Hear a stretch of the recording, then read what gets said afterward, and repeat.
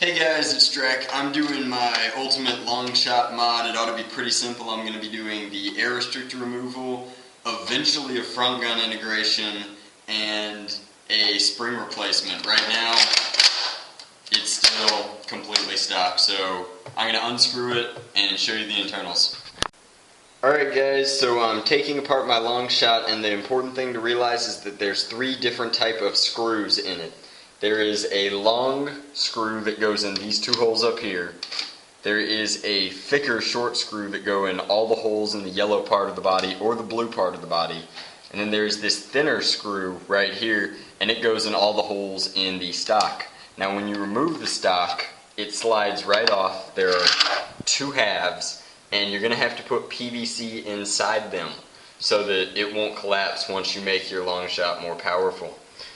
Back down here, when you lift the body apart, it also comes into 2 halves. And as you can see, I've started taking pieces out already. This is the orange piece that holds the clip in, and I've taken that out just so that I can get better access to this black piece, which is the clip lock. I want to remove this entirely, and I will do so by cutting it out with pliers or shears. I haven't decided which yet. And then I've also taken apart the jam clearing door because I haven't decided if I'm going to paint this or not, and it makes it easier to get to the plunger tube. After this, I will knock out the air restrictors. Alright, so at this point I have cut out the clip lock. It was in there, I just pinched it and pulled it off. I have taken apart the bipods because I hate the bipods, and that was just 3 screws and it slides right out. At this point, all I have left to do is remove this bolt lock, which is right here, and take out the 1 silver screw that goes in this hole. It looks like this. And now the bolt and the plunger system is out and free. There are 2 screws in here that I'm going to remove, and then I can finally get rid of that air restrictor. Alright, so after removing those 2 silver screws, the plunger system comes out, which is good because when we're hammering, we don't want to hammer through this. This is impressive. Now, what I've got here is a giant screwdriver, and I'm coming down the front, lining it up with that dart peg, taking a large hammer and hammering through this air restrictor, and I'm just going to blow it out.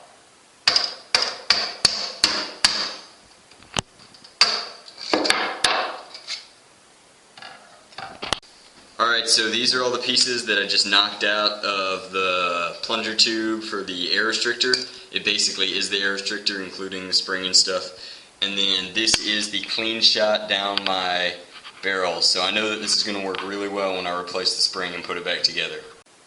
This segment just shows you that I've completed the spring addition here. It's about a 20-pound load spring, and that I've replaced the catch spring here with something a little tougher to handle this load.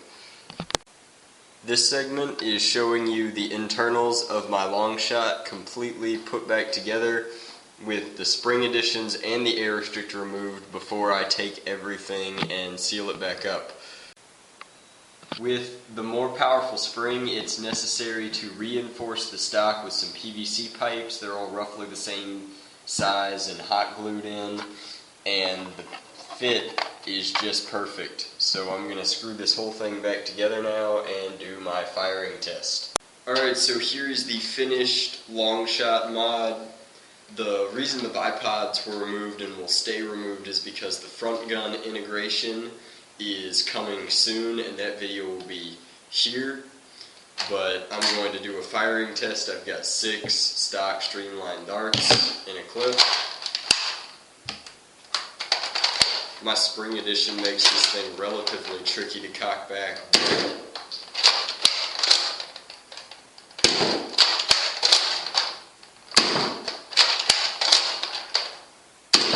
I'm consistently getting about 70 to 75 feet flat out of this, and that's without an angel breach, so it was definitely worth the time and effort to do this mod.